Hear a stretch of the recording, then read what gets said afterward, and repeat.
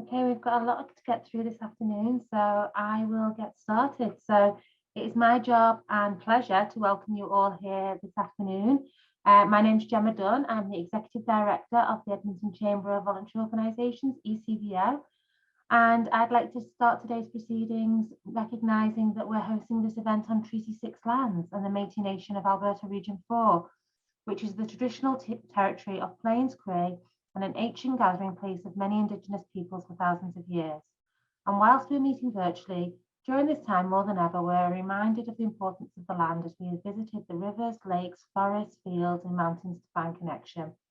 These lands are traditional meeting grounds, gathering place, and travelling route to the Cree, Saulteaux, Blackfoot, Métis, Dene, Nakota Sioux. We also acknowledge many of the First Nations, Métis, and Inuit whose footsteps have marked these lands for many millennia. As settlers on these lands, it is important to acknowledge the privileges afforded to those who are given opportunities to plant roots here, to settle with our families, and to build healthy and happy lives with our loved ones. This land has been a gathering place for many millennia, and it has a long history as a place of learning and exchange. As an organisation, ECVO is grateful to have a public platform through which we can continue promoting learning, collaboration, and the exchange of information for the betterment of our communities here. So with that, and on behalf of the board and staff of ECVO, I welcome you to our session on vaccine policies. This session will review the legal and organisational perspectives of mandatory vaccination policies, medical exemptions, and how to navigate potential changes. We will cover topics including the duty to accommodate, disclosure of vaccine status, and privacy considerations, and how to implement a vaccine policy without creating division amongst staff. Following the Lunch and Learn, ECVO will be sharing policies on our website for organisations to use as a starting point for their own vaccine policies. We do not recommend that you copy them in their entirety. If you have a vaccine policy you would like to share with the sector as an example, please email your policy to mr@ecvo.ca. Rihanna will share that in the chat for you. We're happy to remove all identifying information from policies before publishing them on our website. We will hear from our two speakers, who will both provide a legal and a HR perspective, and there'll be time for questions at the end. Rihanna will be moderating the chat, so please submit your questions there, and we will try to get as many as we can. Now it's my pleasure to introduce our panelists. Taylor Holland is an associate with Parley McLaws LLP, practicing labour and employment law. Taylor has acted for both employees and employers in a variety of labour and employment related matters. Taylor has experience with wrongful and constructive dismissal actions, grievance arbitrations, unfair labour practice complaints, fiduciary breaches, determination applications, human rights complaints, employment standards complaints and appeals, Canada Labour Code complaints, defamation actions, and privacy complaints. She also assists employers with the drafting of workplace policies, procedures, and agreements. Wow, Taylor does a lot. And we have Barb with us. Barb Read is a human resources consultant with Juna Consulting. She's a chartered professional human resources, so CPHR, and a senior certified professional with a generalist background that spans all functional areas of the human resources practice. She brings expertise in business and operational processes, recruitment and selection, new employee orientation, policy and procedure development, compensation, performance management, workplace investigations, and employee relations. Barb has a diverse experience across all industries and has extensive experience working with clients in the healthcare industry, as well as not-for-profit organisations and regulators associations. So I'm sure you'll all join me in welcoming Barb and Taylor. I'm going to hand it over to you guys. Thank you so much, Gemma, for that awesome introduction. And thank you all for being here today. I see some people have some fun backgrounds, and it's always nice to get to interact with everyone over Zoom. So thank you for having me. As Gemma mentioned, I am a labor and employment lawyer. I do practice in a variety of different areas, and I'm happy to be providing you with the legal perspective regarding vaccination policies. Following my remarks, Barb will provide you with more of the HR organizational point of view regarding these policies. So I'll be proceeding first, and then after that, Barb will proceed. And then at the very end, we'll have a question and answer period. So in terms of why we're here today, I think we all know that these policies are kind of the hot button topic right now, both for a services perspective and an employer perspective. What we're kind of seeing manifest recently is that a number of employers have determined that it's within their organization's interest to implement either a mandatory vaccination policy or what I like to call a hybrid policy. What we consider those hybrid policies is that the employer will allow employees to provide either proof of vaccination, or in the alternative, if they do not provide proof of vaccination, they may also provide evidence of a negative COVID-19 test. There are a number of different intervals in which employers are allowing those testing requirements to happen. Some are weekly, some are monthly, but in those hybrid policies, there is kind of that additional consideration. And I guess that brings us to why we're here today. Employers may have a variety of reasons for wanting to implement a vaccination policy. One of those considerations might be health and safety reasons. There may be client demands, depending on what your organization has in terms of clients. If you're, for example, a healthcare setting, AHS has introduced a mandate that requires all AHS personnel and contractors to provide proof of vaccination. You may also have government mandates impacting your organization if you're part of what we now know as the restrictions exemption program. So due to all these various concerns, you may have determined that it's either within your organization's interest to consider implementing this policy, or you may have already taken steps towards implementing this policy. In terms of the primary considerations from a legal perspective, the three main concerns that arise are, firstly, occupational health and safety concerns. Second, there's human rights considerations that are at play if you implement said policies. And third, there's also privacy considerations. So what I'll do is I'll just briefly discuss each of these considerations, and then following my remarks, if there are questions, we just ask that you hold them till the end and we can address them in that question and answer period. So firstly, with respect to occupational health and safety, it's probably not a surprise to many of you that as employers, you do have a duty to provide a safe and healthy work environment. So under the Occupational Health and Safety Act, employers do have a duty to take reasonable and practicable steps to ensure the health and safety of its workers.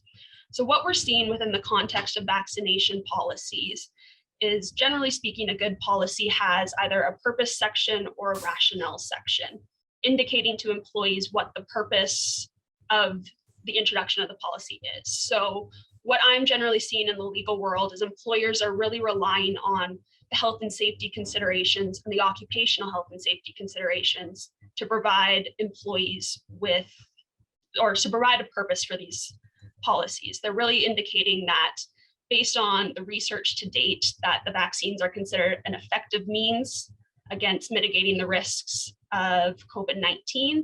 They're effective at mitigating the risks of not only the transmission, but also the chance that an employee is going to suffer serious health-related consequences if they were to contract COVID-19.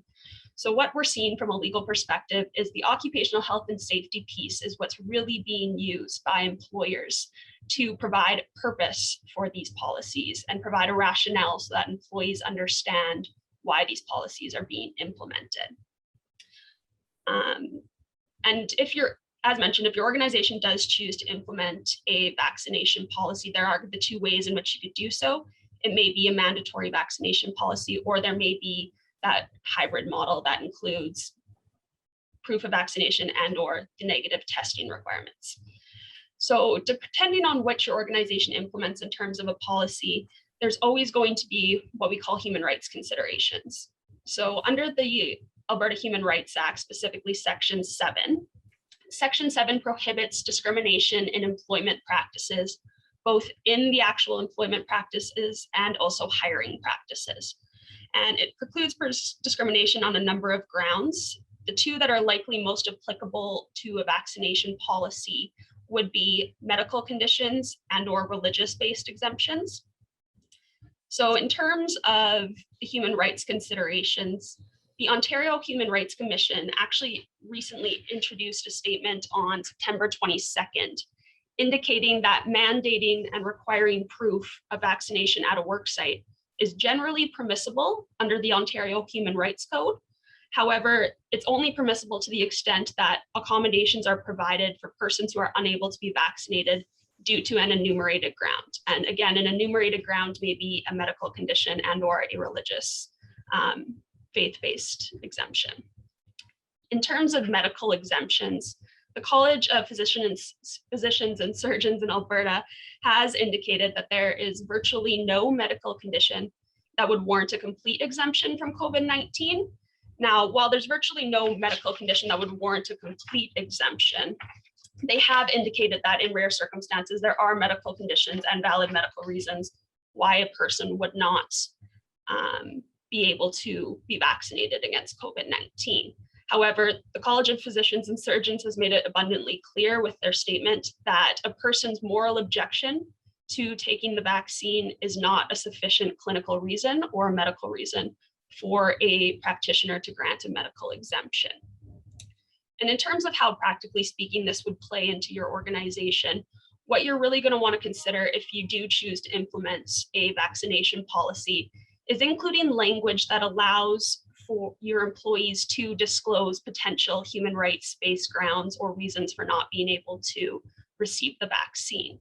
I've seen in policies employers expressly point to both religious and medical conditions. I've also seen policies where it's silent with respect to the specific grounds, but does make a more generalized statement saying appropriate accommodations will be provided for reasons based on grounds under the Alberta Human Rights Act. So there are a number of ways in which employers can address that in a policy. Just in terms of best practices, it should be specifically stated in the policy and indicate to employees the reporting requirements if they are seeking a human rights-based exemption. Again, the second one that we see outside of the medical context would be a religious exemption. There's kind of some confusion amongst employers as to what exactly is a valid religious-based exemption, and it's really difficult to kind of provide a generalized idea what is a valid religious reason or not. Generally, as an employer, you are able to request documentation in support of any accommodation request, and that would include religious-based exemption requests. In terms of what I'm seeing for documentation in support of this, is an employee may provide a letter from their religious-based leader confirming that they are part of that religion and confirming that under their religious beliefs that are sincerely held, that they are unable to receive the vaccine due to religious beliefs.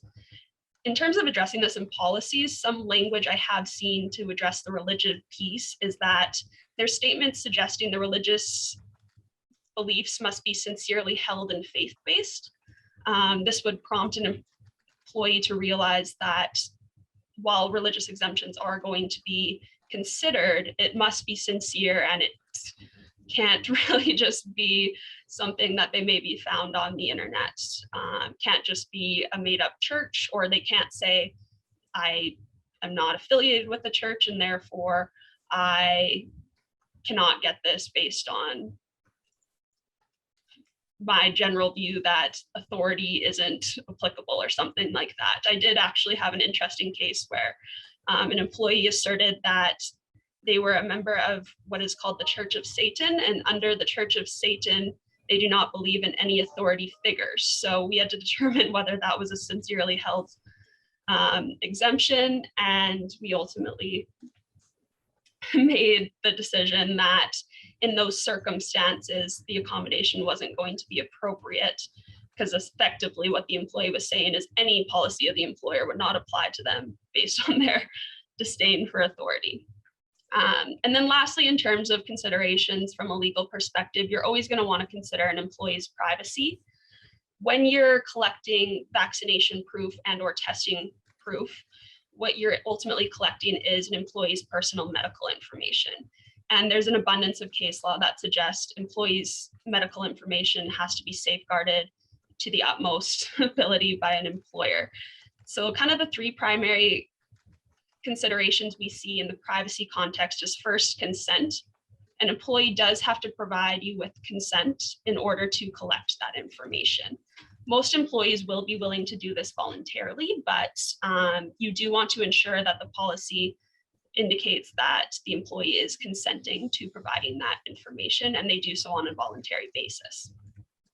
Second, there also needs to be a reasonable purpose for the disclosure. Again, this kind of goes back to those occupational health and safety concerns that employers indicate the reason for collecting this information is because the COVID-19 pandemic is an ongoing public health concern, that the employers want to protect the health and safety of workers, and that by collecting this information, they believe that they are providing employees with a safe work environment. And then lastly, you also want to consider the reasonable extent of the disclosure and collection of this information. So a reasonable extent considers whether it's necessary for an organization to actually obtain a copy of the vaccination proof or testing, or whether it's sufficient that the employee simply shows the employer that they do have either partial vaccination, full vaccination, or the testing, if that's going to be allowed under the policy. In most cases, in my opinion, it's been sufficient for an employer to simply look at the vaccination information and either make a note in the employee's personnel file or in a secured database indicating that the employee did provide that proof. In most cases, it's not necessary to actually require the collection of that unless some client's demands may require that they actually keep a copy of the proof. But generally speaking, what I'm seeing largely is that employers are making the decision that the employee just must provide the proof, show the employer either their HR manager or their supervisor, and that once they've showed the manager or supervisor that information, the supervisor will make a note in the file. And with that, I will pass it over to Barb to discuss kind of, now that we've considered some of the legal considerations, what really the organizational considerations are in implementing these policies. Good afternoon, everybody. It's so nice to see we have like 60 people in our Zoom room today, and thank you for allowing us to share our advice and our knowledge with you. And thank you to Taylor for, as always, some sound and solid legal advice. And I'll present now from more of an HR perspective, and I'm all about the people and how do we make it work for the people, and really some key considerations to take away. So I'll be focusing on 3 different topics today. Number 1 is change management, and number 2 is some additional policy considerations. And then I'm just going to share with you some of my HR tips. I know the world is going really quickly right now, and chances are a large majority of you are trying to operate HR off the side of your desk. And I know implementing these types of changes is not easy. It is inevitable, especially during the pandemic and where we're at right now. And through the last 18 to 20 months, we've been adjusting and we've been changing, and we're consistently modifying what we do and how we do it. And I know you all understand how difficult it can be. And nonetheless, I'm here to help share with you some effective, hopefully, some effective HR ideas and strategies as we continue to manage change through COVID. I had a meeting this morning with a client, and we were debating a bit about COVID. Is this going to be long-term, short-term? Is it going to be over soon? And we really can't say for sure, but what I am hearing and seeing is that this will likely become a part of the world in which we live. And as you all know, we've been having to navigate the recent last few weeks and days around the proof of vaccination policies and the rise in these policies. Personally, I've implemented a few now with our clients because there has been a greater vaccine uptake where our numbers are continually rising. We do have a greater strain on our healthcare system due to the COVID-19 cases. And as well, we have all these additional regulations by the province. So in light of all these different changes and announcements, I know that you're probably encouraged to develop and institute your own mandatory vaccine policies in place for your employees and potentially your contractors and your volunteers. And making changes in the workplace can only happen when you truly understand your environment, whether it's about instituting a new policy or also looking at the impact of those changes to your culture. And I'm sure all of you have worked really hard to get your workplace to a culture where you feel it's going good. And through the pandemic, we have actually saw that tested. But I do believe there are some key hurdles that is not only within your organization, but across Alberta. So number one, your staff will want to understand why you're implementing a change. Whether it's a mandatory vaccine policy or asking for negative tests, they'll want to know why. And our job as professionals, as leaders and in our organizations is to hopefully encourage transparency and open communication. A second consideration that you might find is your resources. It might change the way you have to shift your resources. Maybe you'll have to hire some staff, maybe some staff will depart. Again, so you're looking at your resources and managing those resources. And thirdly is our motivation. Will your employees want to accept these changes if you decide to implement a mandatory vaccine policy? And I keep hearing a lot of what happens about segregation and how do we keep our teams as a unit and really stress unity going forward in our organizations. And I always say to overcome some of these hurdles of change management, I always say, consider using the tipping point approach to management. And you may have heard about this, but first and foremost, you should recognize that you can't change everybody at once. We have people at all ends of a spectrum, whether they agree with the vaccine or not. But I do believe our role is to educate and to provide change management and to have those conversations in the workplace. And the tipping point approach is really where you start with those that really don't have a good influence in the organization. Maybe they're not going to agree with the change or they'll resist with the change. And through conversation, we get them committed to the change because we are providing options. And what I'm hoping through my presentation is to explore those options. One of those options are they may depart. But the great thing is once they're committed to the change, you can highlight those accomplishments and then you can start to pass along that message. It's a bit of a risk management and change management strategy as well. And also people may have to experience the harsh reality to make the changes necessary. I do believe that education is key and sharing the information we have. There's lots of numbers, there's lots of data and evidence to support why the employer is going to institute a mandatory vaccine policy. And as Taylor alluded to earlier, part of that is an OH&S requirement. We are bound by legislation to protect the health and safety of all our employees, all our workers. So consider these steps to implementing change. Because like I said, change is difficult. So number one, please get your managers ready before you implement a change. You want to train them, you want to educate them, you want to make sure you're in alignment with each other and you have a consistent message. That doesn't mean you're all going to agree on absolutely this one thing, but sometimes we have to accept the change, discuss the change, work through it, and make sure we're committed to the change. So that's number one. Number two, communicate openly and frequently as you can. And I know some of you have been in some of the past sessions through ECBO, and I can't say that enough. The more transparent we are, the better it is. And the more reasons people understand why we're making the change and what does it mean to them, they will hopefully understand and go with those changes. And I find the biggest detriment is we don't communicate, or we don't communicate often enough.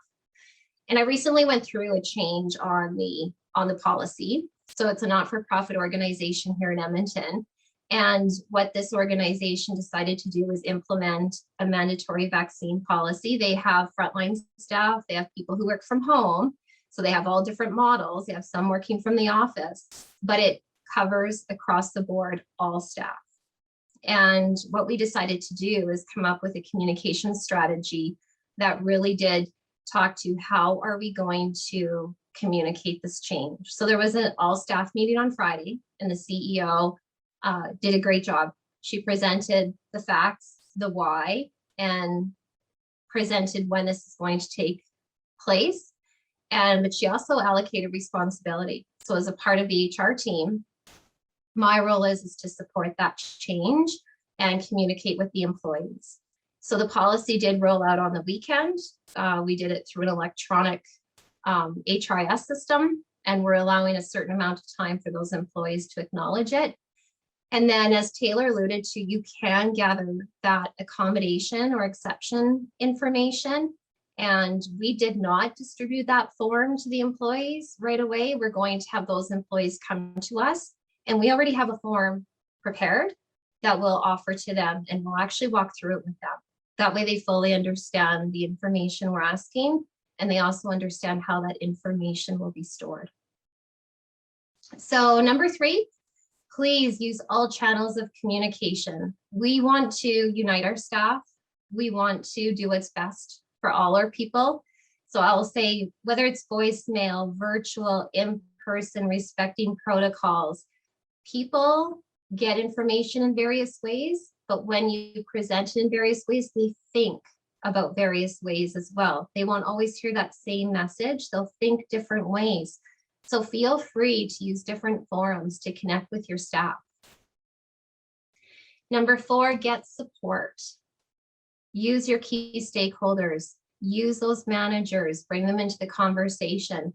Most organizations are using their board and getting their board feedback, getting the board approval in order to move a mandatory policy forward. You need that consistency. You do need that buy-in. Number 5, always define the desired outcome. You want to remove any ambiguity. You want to make sure you have a clear picture, and also clearly state that policy. And we'll go through kind of what I see having in that policy as well. I'm also a big component in education, and we want to actively educate our workforce about the efficiency of the vaccinations, and we want to propagate the benefits as well to all the different people that this will serve. And that can be through seminars, education materials, discussing the benefits, because you're removing yourself from the equation. And one thing that's really important, we all have biases, we all have our personal opinions, but when you're rolling something of this magnitude out, I do believe HR, as well as managers and leaders and directors, have to take more of a balanced approach and make sure that you are providing those tools. You can do toolbox tips, and you can have a weekly update, however you feel that you want to educate and communicate to your people. I believe it's very important to supply that to your staff.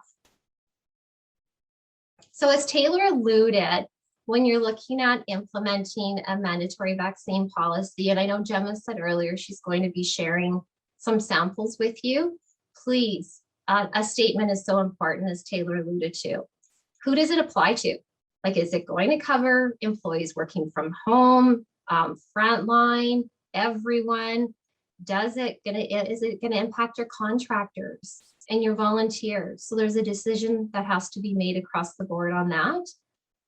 You also want to know whether they'll be asked to show a vaccine certificate, or if you're just going to see it and record it. So you have to make some decisions around that. Also supports to get vaccinated. So if you're asking staff, hey, you want your first dose by this date, your second dose by the second date, are you going to allow them time away from the office, paid, unpaid time away? So that's a consideration in your policy. Accommodation, as Taylor talked about, and the requirements around both religious and medical. And also who's responsible for the collection of data. There should be one point of contact that perhaps is trained in how to store and how to use and disclose that information, and also where that information is going to be stored, if you're going to retain it, And also contact information, super important. Who do they go to if there's corrections or an inquiry or complaints? Because you might have some of those as well. And also the effective date of your policy, very important.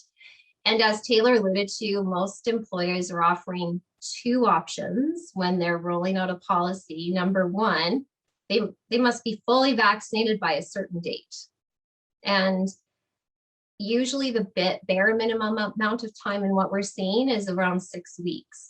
So when you're building these documents, when you're thinking about these steps, if you want your staff to be fully vaccinated by a certain date, make sure you allow for at least a 6-week period for first and second doses, and in some cases, third doses. And then secondly, you can do a tiered approach. So you can have a first dose by a certain date, and then the full vaccination no sooner than 6 weeks after the first date. There's a little bit more administration work that has to be done, but that will depend on the size of your workforce and the decisions you make in regarding that policy. And as Taylor alluded to, the government of Alberta has identified, that common alternative, which is the testing requirement. You'll have to decide in your organization if it's feasible to have a negative test, and you'll have to decide the duration of that test. So the policy I just implemented on Friday with my not-for-profit organization is 3 days. And again, it could be daily, weekly, or at some other interval, but we rolled that policy out Friday, and as of today, we haven't had any negative feedback. There's been a few negative things on social media, but from what I've seen and what I've heard, most organizations want this. Most employees, the majority of employees, are wanting a vaccine policy in place. And that's my own experience, just being in HR, is that the majority are wanting this. And whatever you choose, we're just making sure your workplace, like whatever you decide to choose, it justifies the requirement of the mandatory vaccine. For example, it's based on your clients, the vulnerability of the populations you serve. A lot of you are in human services, working with seniors, working with children or vulnerable people. And that largely will be the basis for how and when you implement this policy. And for new hires, it can be a term and condition of their employment. If you have a policy in place, you can actually work that into the contracts. And if you don't have solid legal contracts, I mean, Taylor and her team will definitely be more than willing to help assist. And I can also help you from an HR perspective in implementing employment contracts that do have it as a condition of employment. Another key consideration from an HR perspective is if you do decide to implement this policy, who pays for the test if you do include a PCR test or a negative test every so often at different intervals. And I am seeing the majority of organizations are saying that is an employee expense. So the employee is responsible to pay for that antigen testing, whether it's PCR or antigen. And that would largely be based on the expense, how many people are vaccinated versus unvaccinated, and taken into some key considerations around that, because you want to make sure it doesn't pose a financial hardship on your employees. So for example, if you have part-time staff that are earning minimum wage and now they have to go get a PCR test, you just have to be aware of what that might mean for the employee, because it can lead to constructive dismissal if there's a financial hardship there. And from what I've seen, I'm curious in what you've seen as well, and feel free to put it in the chat. The tests are about $40 a test. And I know Shoppers is doing them. There's a couple other pharmacies, they're approximately $40. So if we ask an employee to do one every 3 or 4 days, you can see how that expense might pose a bit of a financial hardship on them.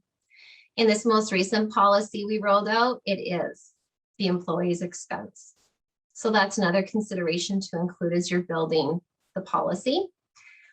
And if you choose to be paying for the cost of the tests, you may receive or be eligible to receive free rapid testing through the province's rapid testing program. I do have a link if you want. I can share it with Rhiannon and she can field it out. But I do know there's a bit of a problem around that. I have a college that was supplying the free rapid tests, and they found out that one or two of their employees were taking quite a number of excessive tests home and more than just for themselves. So we have to have some really key considerations as to if we're going to be offering that, then how many tests. We have to make sure that we are watching the numbers there. And finally, just to speak from an HR perspective around the religious objections, as Taylor said, there's going to be some organizations out there that are going to act as anti-vax agents, like the Church of Satan, and representing themselves as religious organizations. And we're going to be probably put to task around trying to validate that. And I know that we're not all experts in religious organizations, but I always say the best advice is to please treat these cases with caution, and you really want to implement an individualized approach. And you can do some base tests to really understand if those beliefs are sincere, and you can ask reasonable questions about the reason for their objection. But again, if you struggle with that or don't quite know the right questions to ask, Taylor or myself can help support those conversations, because there are certain things you can ask and certain things you cannot ask. But I always recommend a bit of a cautionary approach with having those conversations. And then finally, remember, any policy should clearly address the reason for the collection or storage of that personal information gathered. I fully validate Taylor's message that we have to know how it's being stored, who's responsible to collect it, and who employees can contact for further questions. But what we've kind of ended on from an HR perspective is if we can limit the collection, storage, and disclosure of information just to enforce the policy, that's best. So if you decide that visual confirmation of the vaccine status is feasible, that is your safest approach. Plus, if there's a data breach, you reduce your risk by validating just visually that they do have proof of vaccine. So finally, some tips, HR tips. Please create a talking point document to ensure alignment with your management team and your staff. So again, in this recent policy we rolled out, we created a question and answer document that outlined why are we doing this, which programs are affected. If we have people coming at us like, hey, this goes against my beliefs, we've prepared statements that the staff can actually use in response to some of the questions they might get. And I really believe that's important because that will create unity. It will create consistency with your team because they'll all have the same message. And if they don't quite know how to respond, have a person identified as a point of contact. It could be the manager or the director. Train your staff in de-escalation. It's very important if they do encounter somebody who's maybe a bit more resistant or they don't believe this applies or it's discrimination. Train them on some de-escalation techniques. More importantly, recognize your employees' commitment and dedication. And please, we come from a good place. We're looking to protect the health and safety of our staff and let people know, recognize their dedication and their commitment to continue to get us through this pandemic. And remember, please remember, empathy is one of the most important leadership skills that we can have. People are experiencing multiple kinds of stress due to the pandemic. I've seen more things than I really want to see, from fatalities to, just people being out in the field and coming under some interesting challenges. And it's been really difficult for all of us. The way our lives and the way we work have turned upside down. And the recent statistics I saw, 42% have experienced a decline in mental health. And those are only the reported cases. I'm not saying you have to be experts in mental health, but please demonstrate that you care, demonstrate that you're paying attention, check in with your employees, ask questions, take their cues, and educate yourself and others on mental health supports. And I thought you might enjoy some more numbers. So I have here, out of those half, 67% of people are experiencing increases in stress, almost 70%. And you know as well as I know what happens when we encounter long-term stress. It leads to burnout, and we know what burnout can lead to. Absenteeism, it can lead to disability claims or WCB management. It can lead to substance abuse. It can lead to suicide. So please take that time to check in with your staff. We've been doing a lot of surveys just to do some pulse checks and making sure our staff are okay. 57% have increased anxiety. Half are emotionally exhausted. 28% are having trouble concentrating. So the statistics are there. And I think it's very important that we just open those communication channels with our staff. And finally, to close, because I know we'll have lots of great questions, I'm going to share my screen really quickly. This is a nice tool. I just wanted to plant at the end because we don't like to enter into conversations. I don't wake up every morning and say, yes, I'm going to have those difficult conversations today. They do take some experience, and this is a simple communication tool you can use. It's called ALPS. And especially if you have to enter into conversations around mental health and wellness, it's 4 steps. So the first one is ask. Just ask for permission to initiate the conversation. Demonstrate you care, demonstrate that empathetic nature. It's one of the best leadership skills you'll possess. L is listen. Please don't judge. Try to have that balanced approach. Again, just listen to what they have to say, listen to their side of the story.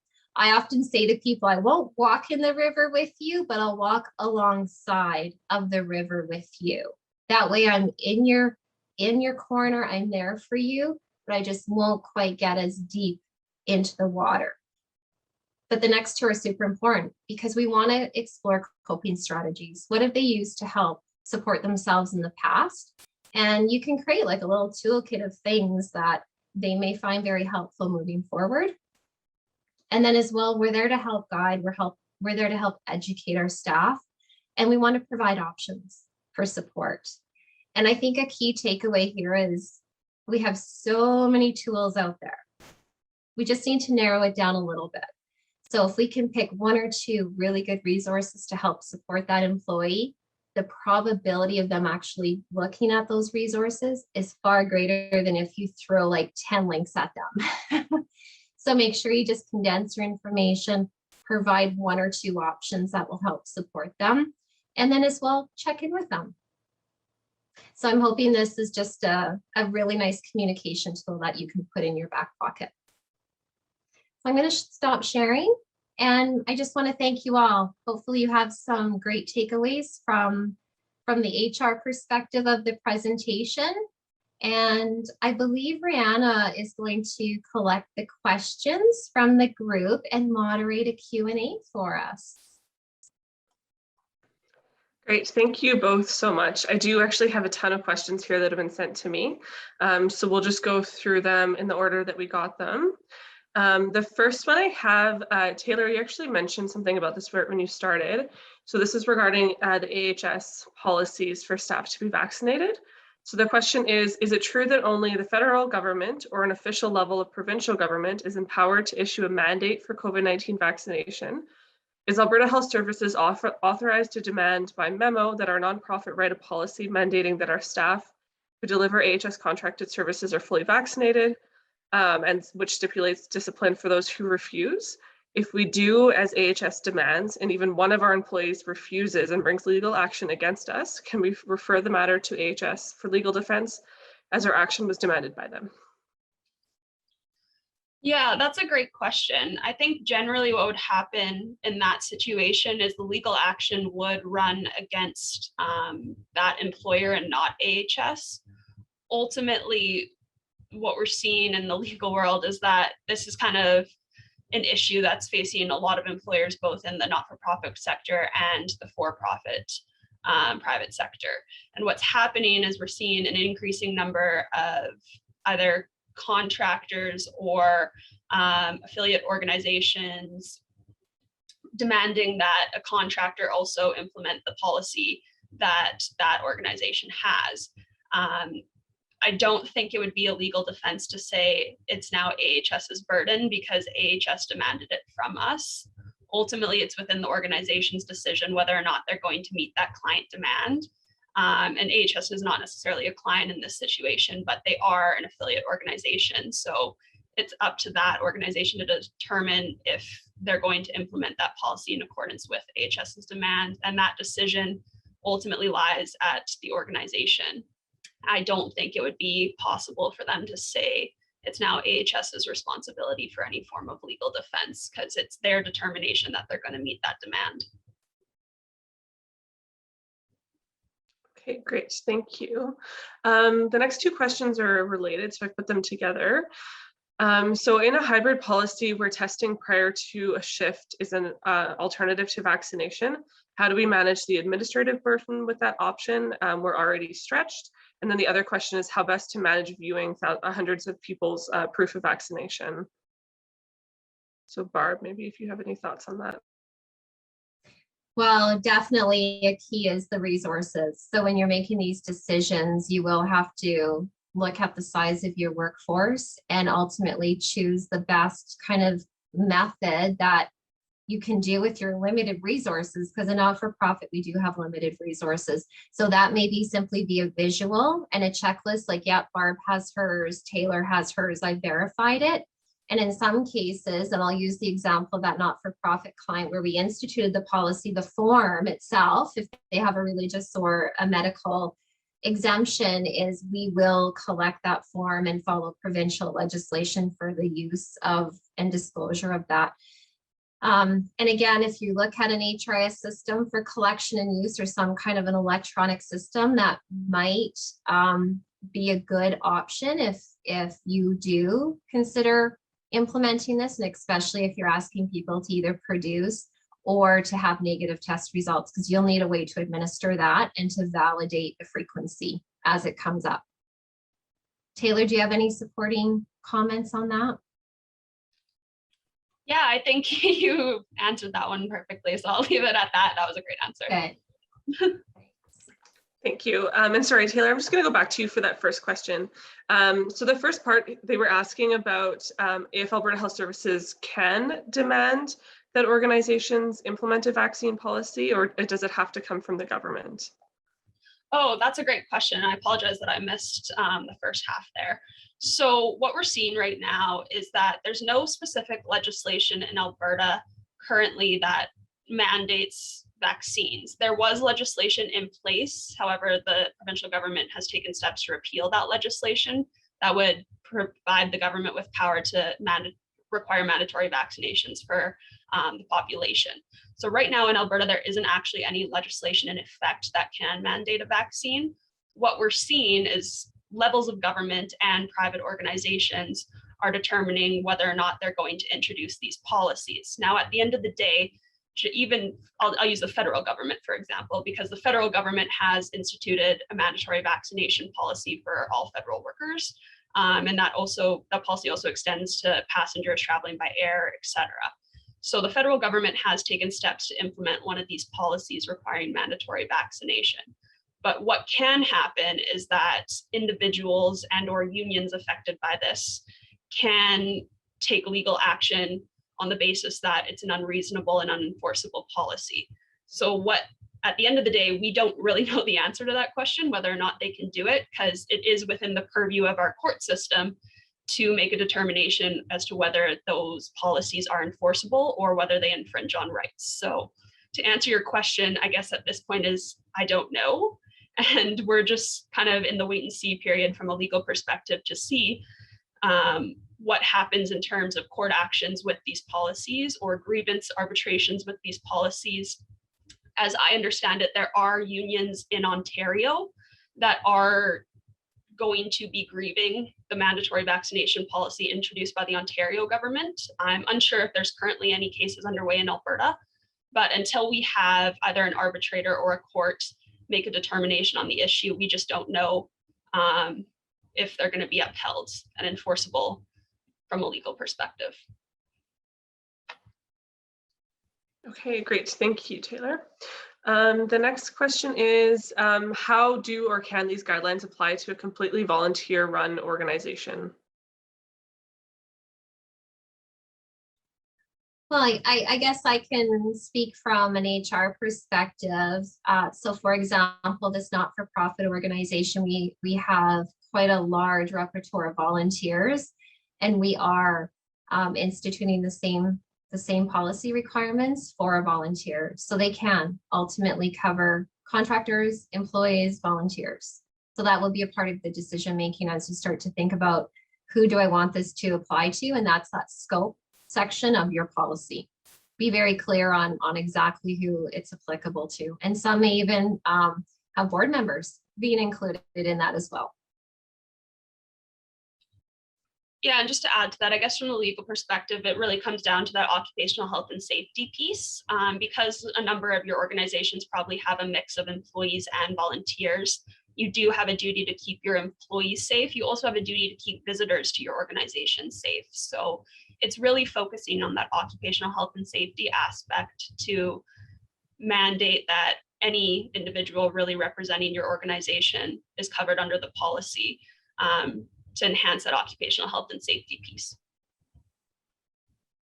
Okay, and then a related question here that you both alluded to is, what are you seeing in the policies that you've been working with that are saying about verifying vaccinations for external guests coming into office meetings? And should this be included in policies?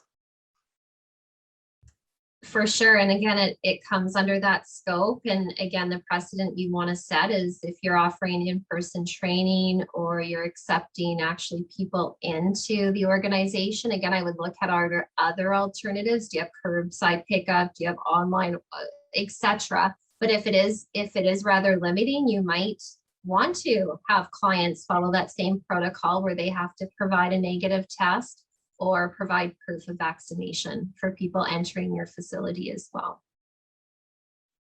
Yeah, absolutely. And I think one of the considerations that you also have to determine for your organization is if your organization is an essential service, there may be circumstances in which you can't deny people access to your business.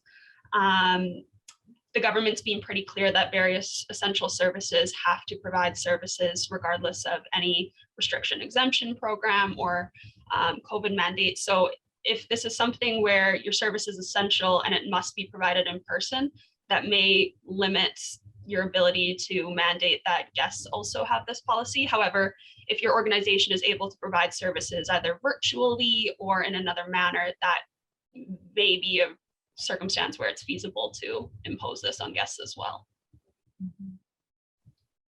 Okay, great. The next question is about privacy. So are there any privacy issues around sharing vaccine status with the public? For example, posting on your organization's website, all staff of organization X are vaccinated. Generally speaking, yes, there's concerns with doing that. Just like the collection of personal information, disclosure of personal information also requires consent. So if you're going to be making any public statements, obviously not identifying names of employees or anything like that, but generic statements that all of our staff have been vaccinated, you would require the employee's consent to be able to do that. So if that's something from a public relations perspective you're considering, I would just ensure that you have it, and consent can be verbal or written. In best practices from a legal perspective, it's always better to have that written and placed in an employee's file. So you would want to make sure that you did obtain consent and you do have a record of that consent being obtained before you make any form of public statement regarding employee vaccination status. Okay, this next question is a bit longer.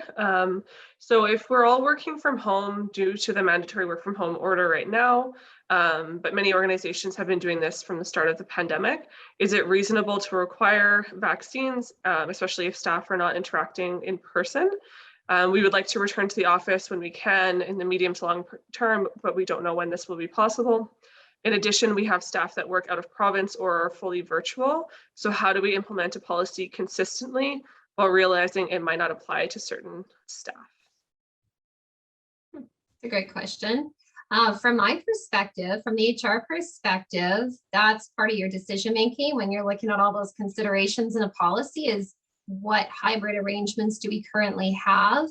And if in fact those people who are working from home are eventually going to be coming back to the office or participating in some kind of training in person, or are required to come back to certain timed events in person, then they'll likely be included in that policy. And I'll just give an example again, back to the policy I just rolled out. At-home workers are covered. It's all employees, whether you're working from home or not, because there are times as HR professionals, I'll have to go to the office. So I will have to provide either A, a negative test result within the 3-day window that they have, or B, verify and show my vaccine status. So again, the option is there if you will have those person attending. If they're fully virtual and they don't have any in-person contact or other, can you exclude them? That may be a consideration in your policy. Yeah, and echoing what Barb said, what I've seen from a legal perspective is some people are choosing to make a policy that applies to both people working from home, virtually, and in the office. Alternatively, some employers are making it so the policy, you must show proof of vaccination and or a negative test if you are attending in person. And it's explicitly stated in the policy that this only applies for in-person attendance. And those are just some of the decisions you have to make in determining what's best for your organization, both from a legal and a practical perspective. If you have limited resources, it may not be feasible to only be checking people as they're coming in. It may be better for you to just have it apply to everyone, regardless of whether they're coming in or not. Okay, so we just have a few minutes left. I'll try to get through 1 or 2 more here, but we might not get to all the questions today. So I think this is a good one. What is the organization's legal exposure if we have an employee who is not vaccinated and they expose a client to COVID and the client becomes seriously ill? Yeah, that's a great question. And I guess it comes down to, if you're not going to implement a vaccination policy and you're going to have unvaccinated persons in your workplace, are you still mandating that they wear PPE? Is there a masking policy in effect? Is there a distancing policy in effect? How close in contact are they coming to various clients and visitors to your premises? If you're not going to implement a vaccination policy, then you're really going to want to ensure that you still have previous policies that we've seen throughout the pandemic regarding masking, distancing, sanitizing, et cetera, to try and protect the public and visitors to your workplace. So the more procedures and safeguards you have in place, I think the better your defense to any potential legal action would be. And if, unfortunately, there's minimal safeguards in place or policies, then you probably have a greater potential of legal exposure. It really just depends on what steps you've taken to try and protect workers and visitors. Thanks, Taylor. So I'm going to wrap us up there because we are at 1. I want to thank Barb and Taylor for joining us here today. As we said, this session is being recorded, so look out into your inboxes and you'll get the recording of the session. Sorry for those whose questions we didn't get to. Obviously, there's just lots of questions around this topic. And again, if you have any policies that you're working on or that you would like to share with the community more broadly, please email them across to us and we will remove all identifying information. The email that you can send it to, I'm just sharing in the chat now. It's mr@ecvo.ca. And have a great rest of your day, guys. Thank you. Thank you, everyone. Thank you, everyone.